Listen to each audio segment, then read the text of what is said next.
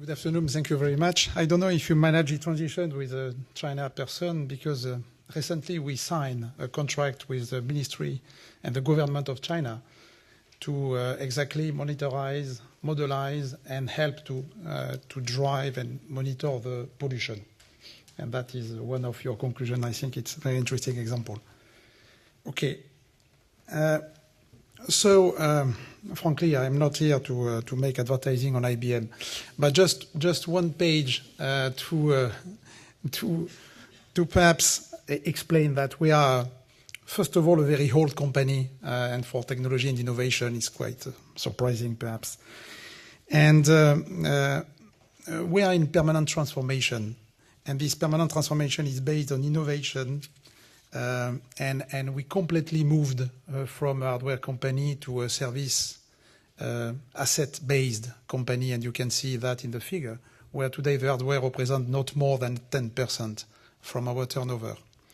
But which is more crucial regarding the subject we have today to deal with is about innovation, where we spend $6 billion per year in innovation, and for the 23rd year, we are the leader of the patent from a private company we published. And that is really driven all the change. We announced 8 years ago the Smarter Planet. And in fact, we announced 1 month ago the area of cognitive. And I will come back just after. So clearly, we are living a digital revolution. That is quite simple to say. It's a real societal one, and driven since 4 years by the cloud, by big data and analytics, by mobile and social networks. Already large industries are deeply modified by digitalization. We can say retail, finance, media, transport, tourism, and you know that tourism and hotel are really the most impacted by this change. But very soon, it will be health, it will be utilities and education. And all that is based around the logic of platform and relation, people with people, people with things, things with things, and all that transform completely and disrupt the business model of the incumbent company we'll discuss just after, and with a new entrant who really bring innovation from bottom up. And what is real key in this game is, in fact, we can capture the data, process the data, and take decision from this data. And that is the key. And we know already companies like Drivey, WeCar, BlaBlaCar, Airbnb, where the stock market from Airbnb today is above the Hilton stock market, without any hotel, any bed, and to recover every day. So we live in this pervasive digital world. Why we talk about cognitive? The quantity of data is huge.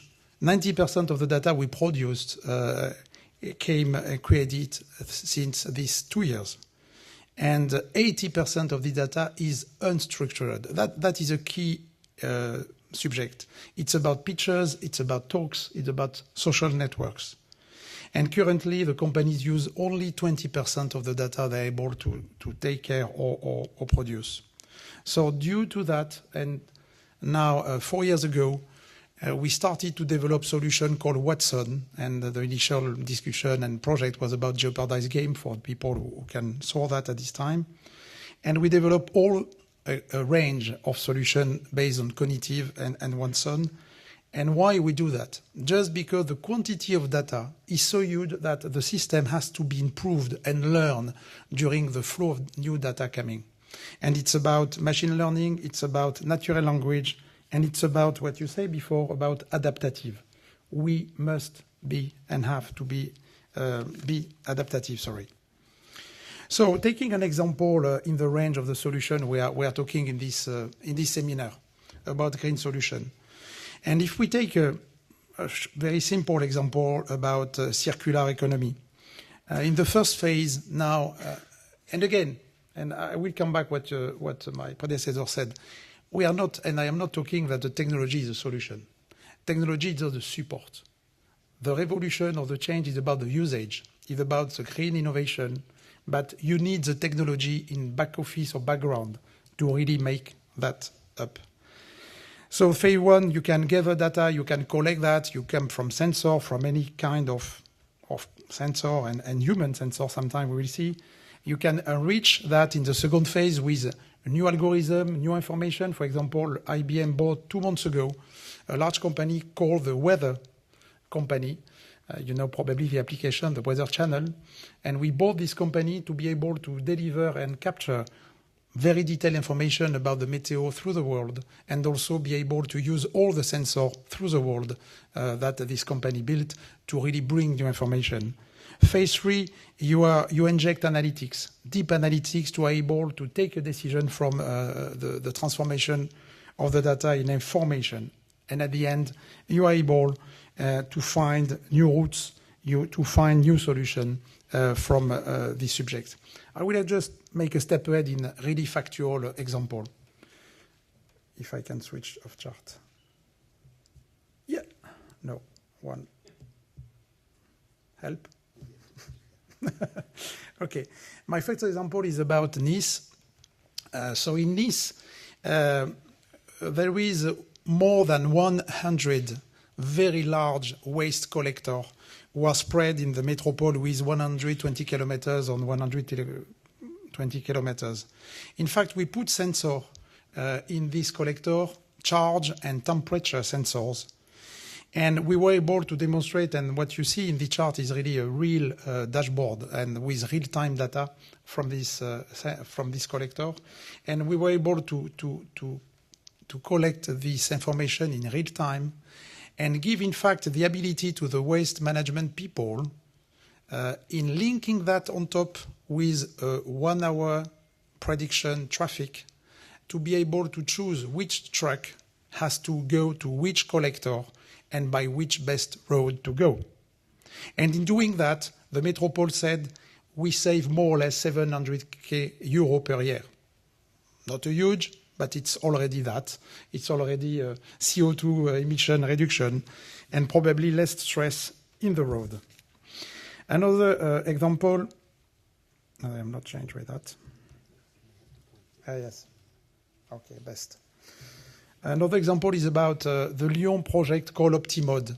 In Optimode, we deliver a 1 hour prediction traffic for the car and the truck, and we made a project with the 3 freight operator and the traffic center from Lyon.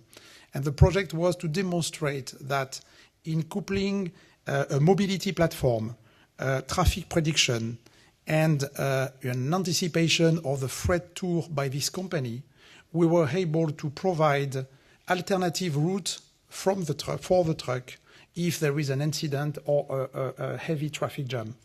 And doing that, we demonstrate that we can save 19% of the distance and by definition reduce by more or less 10% of the CO2 if you generalize that to all the freight.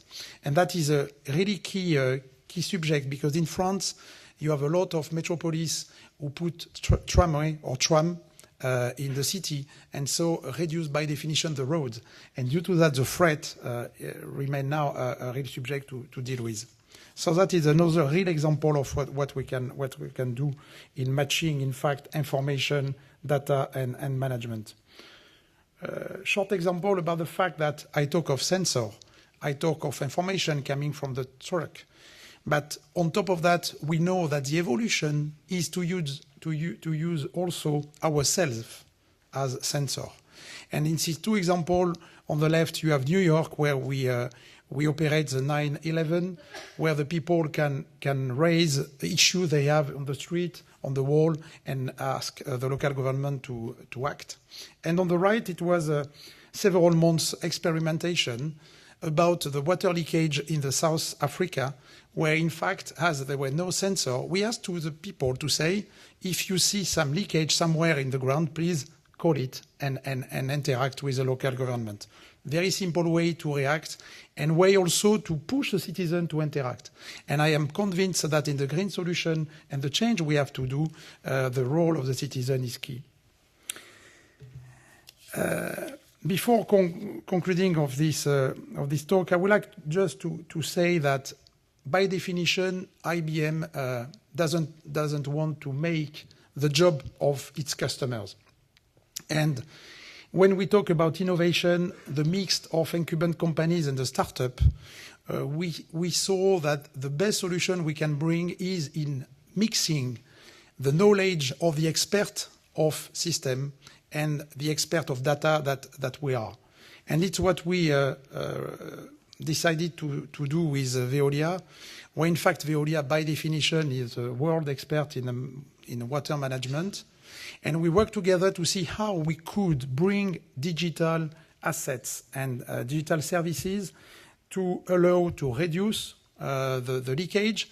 And today in Lyon, for example, where we won the renewal of the water, we can interact in 72 hours on the leakage to reduce the capex invested, to reduce the usage of the people or the use of the people for maintenance by predictive maintenance, and finally to improve the operational efficiency of the system. Now it works also in Tidworth, and now we are deploying that in Lille. So that is really what we think how the innovation can be injected in mixing what I call the B2B co-creation with expert of the system, can be transport, can be water, can be security, and what the digital can bring and go together on the market. It's probably one good way to develop. As conclusion, I would like to say that clearly all these big words, Internet of Things, big data analytics, and so on, bring a lot of opportunity of green solution to optimize, to develop, to make a loop and reduce all the energy consumption. The second point, which is key, and you talk about the law or forbidden to reuse the waste. Clearly, we have to be cross-silo. We have to change the way to think. Up to now, all the organizations are in silo, and I could talk about a specific call, for example, from Europe to help to invest, where we talk of energy, we talk of transport, we talk of silo, when today probably the solution is across disciplinary and silo. Third, we have to take now the advantage of the real-time and predictive information. If you take the transport, for example, more or less all the data, all the sizing we use is made on an average, but nothing is average. It's a real value you can take. And finally, I think IBM can be a part of the chain, but only a part. And the solution in all the subjects we are sharing in this forum are really the fact to build in consortium the solution with large company, with startup, and make the merge that you call old and new economy. Thank you.